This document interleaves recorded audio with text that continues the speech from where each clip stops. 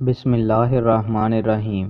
رسول اللہ صلی اللہ علیہ وآلہ وسلم نے ارشاد فرمایا، اگر تم اتنی غلطیاں کرو کہ تمہاری غلطیاں آسمان تک پہنچ جائیں، پھر توبہ کرو تو پھر بھی اللہ تمہاری توبہ قبول کرے گا۔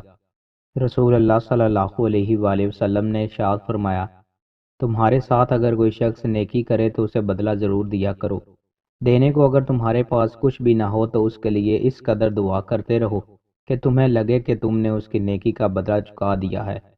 رسول اللہ صلی اللہ علیہ وآلہ وسلم نے ارشاد فرمایا، جب تم شوربہ بناؤ تو اس میں پانی زیادہ ڈالا کرو اور اپنے پڑوسی کا بھی خیال رکھا کرو۔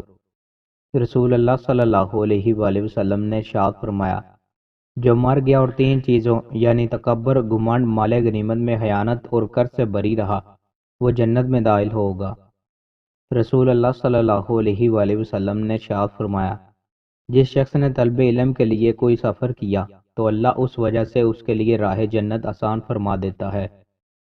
رسول اللہ صلی اللہ علیہ وآلہ وسلم نے ارشاد فرمایا، بے شک مومن کی مثال شہد کی مکھی کی طرح ہے، جو پھول جیسی پاکیزہ چیز کھاتی ہے، شہد جیسی پاکیزہ چیز نکالتی ہے، اور جب وہ کسی چیز پر بیٹھتی ہے تو وہ اسے نہ توڑتی ہے نہ خراب کرتی ہے۔